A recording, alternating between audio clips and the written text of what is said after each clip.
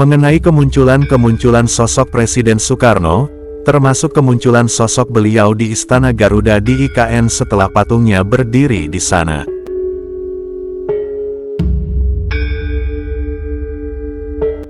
Selamat datang di channel Kinawikrama. Apa kabarnya kalian semua? Semoga hari ini membawa kesehatan, keselamatan, dan kelimpahan rezeki bagi Anda dan keluarga. Amin. Assalamualaikum, salam sejahtera, Om Swastiastu, Rahayu, Rahayu, Rahayu. Soekarno, Presiden pertama Indonesia, muncul sebagai pemimpin penting dalam sejarah perjuangan kemerdekaan Indonesia. Beliau lahir pada tanggal 6 Juni tahun 1901, Soekarno dikenal sebagai tokoh yang berperan besar dalam memobilisasi semangat nasionalisme Indonesia melawan penjajahan Belanda. Kemunculan Soekarno sebagai pemimpin diawali dari keterlibatannya dalam organisasi pergerakan nasional, seperti Perhimpunan Indonesia dan Partai Nasional Indonesia PNI yang ia dirikan pada 1927. Melalui pidato dan tulisan-tulisannya, Soekarno menyuarakan gagasan-gagasan revolusioner tentang kemerdekaan, persatuan nasional, dan anti-kolonialisme. Ideologi Soekarno yang dikenal dengan Marhaenisme, menekankan pada perjuangan rakyat kecil atau kaum marhen untuk melawan penindasan kolonial dan ketidakadilan sosial. Karir politik Soekarno semakin menonjol setelah ia sering kali ditangkap dan diasingkan oleh pemerintah kolonial Belanda karena aktivitas politiknya. Setelah Jepang menguasai Indonesia pada masa Perang Dunia II, Soekarno terlibat dalam berbagai aktivitas politik yang akhirnya membawanya pada peristiwa proklamasi kemerdekaan Indonesia pada tanggal 17 Agustus tahun 1945,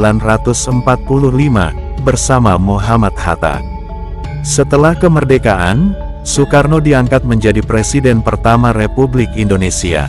Kepemimpinannya di awal-awal kemerdekaan penuh tantangan, baik dalam upaya mempertahankan kemerdekaan dari ancaman kolonial Belanda, maupun dalam membentuk dasar-dasar negara melalui Pancasila, yang juga menjadi gagasan besar Soekarno. Namun akhir-akhir ini tidak sedikit para ahli spiritual dan juga para ahli ilmu supranatural di Nusantara yang meyakini bahwa Presiden Soekarno itu masih hidup. Dan hal itu diperkuat dengan adanya berbagai rumor peristiwa, seperti diantaranya rumor hilangnya jasad Presiden Soekarno ketika makamnya dibongkar untuk dipindahkan pada tahun 1978. Lalu juga beredarnya rumor bahwa Presiden Soekarno yang masih hidup dan bersembunyi di daerah Lampung. Dan juga rumor beredarnya pengakuan dari beberapa orang bahwa Presiden Soekarno itu masih hidup dan beliau berada di negara Belanda. Dan ada satu hal lagi yang juga diyakini oleh para ahli spiritual dan para ahli ilmu supranatural di Nusantara, dan itu juga sangat diyakini sebagian besar masyarakat luas secara turun-temurun. Yaitu setiap kali didirikan atau dibuat patung Presiden Soekarno semenjak wafatnya beliau, itu juga memunculkan kabar bahwa akan sering muncul penampakan sosok Presiden Soekarno di daerah tersebut. Termasuk juga setelah berdirinya patung Presiden Soekarno yang dibangun di IKN di dekat Istana Garuda, tepatnya di Taman Kusuma Bangsa di ibu kota negara baru Nusantara yaitu di Kalimantan. Lantas apakah rumor munculnya sosok Presiden Soekarno yang bahkan dianggap masih hidup hingga sekarang itu layakkah untuk dipercaya? Lalu bagaimanakah sudut pandang secara spiritual mengenai kemunculan sosok Presiden Soekarno, termasuk kemunculan sosok beliau di Istana Garuda di IKN setelah patungnya berdiri di sana? Nah, dalam sudut pandang spiritual itu ada 6 hal penting untuk diketahui yang berkaitan dengan kemunculan sosok Presiden Soekarno semenjak wafatnya hingga sekarang.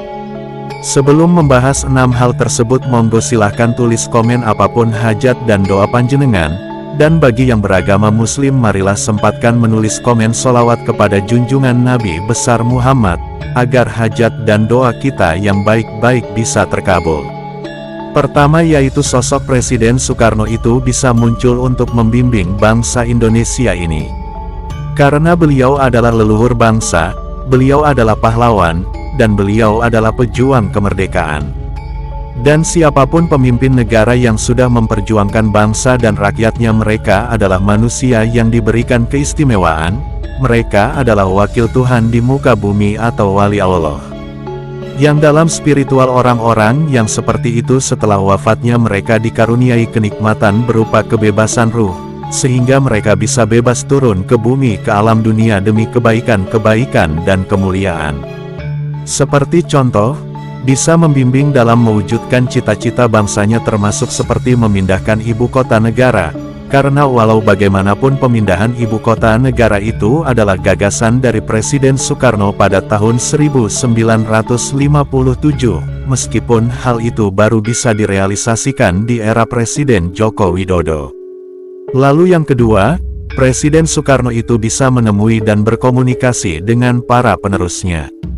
Artinya adalah siapapun yang benar-benar menjadi penerus perjuangannya terutama bagi para pemegang kekuasaan di Nusantara. Yang pertama menemuinya untuk membimbing dan yang kedua memberikan petunjuk. Karena secara spiritual manusia pilihan yang mempunyai derajat kewalian seperti Presiden Soekarno itu, meskipun beliau sudah meninggal itu ruhnya bisa terhubung, bisa berkomunikasi dan menjalin hubungan secara rohani dengan manusia yang masih hidup, entah menemuinya melalui alam ruh seperti di alam mimpi. Lalu yang ketiga Presiden Soekarno itu bisa dilihat dalam kondisi tertentu, contohnya di acara upacara-upacara kenegaraan, saat-saat pembacaan proklamasi, atau ketika pada hari pahlawan dan hari-hari kenegaraan lain. Dan hal itu juga bisa terjadi di tempat-tempat tertentu, contohnya di Istana Negara di Jakarta, di Istana Bogor. Dan hal itu bisa dialami oleh orang-orang yang berada di tempat tersebut yang memiliki kepekaan dan kesucian batin atau orang-orang yang terbuka kasafnya. Yaitu orang-orang yang penglihatannya sudah tidak terhalang oleh sekat, sehingga mampu melihat hal-hal yang bersifat gaib termasuk kehadiran ruh para leluhur atau para manusia yang punya derajat kewalian seperti Presiden Soekarno, yang dianugerahi kebebasan untuk turun ke alam dunia atau ke bumi. Lalu yang keempat, Presiden Soekarno itu kehadirannya bisa dilihat oleh orang-orang yang memiliki hubungan secara batiniah. Contohnya yaitu orang-orang yang sangat mencintainya, bukan yang sekedar mengagumi dan memujinya, tetapi orang-orang yang sangat menghormati dan menjaga perjuangannya dengan benar, dan mau melanjutkan untuk mewujudkan cita-cita luhurnya. Itu adalah orang-orang yang benar-benar terhubung secara batin, dan orang-orang seperti itulah yang bisa melihat dan merasakan kehadiran Presiden Soekarno secara batin juga. Yang kelima Presiden Soekarno itu bisa bertemu dan dilihat oleh orang-orang yang memiliki hubungan secara rohani.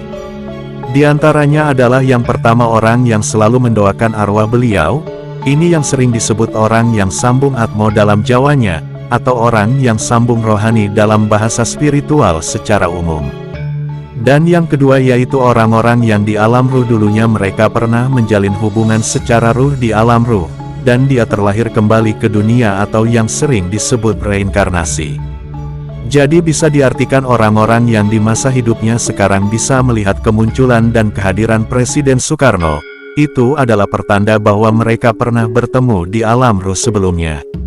Karena salah satu keistimewaan orang yang memiliki derajat kewalian seperti Presiden Soekarno, adalah bisa berhubungan dengan orang-orang yang masih hidup secara rohani, sehingga bisa melihat dan bertemu, meskipun ada yang hanya bisa melalui alam mimpi saja.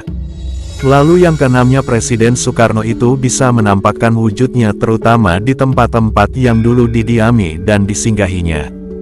Seperti contoh di Istana Negara di Jakarta, di Istana Bogor, bahkan juga di tempat-tempat yang pernah beliau cita-citakan untuk dibangun ketika masih hidup. Seperti contoh ibu kota negara yang baru atau di IKN, dan yang mewujudkan sosok kemunculan tersebut itu ada dua.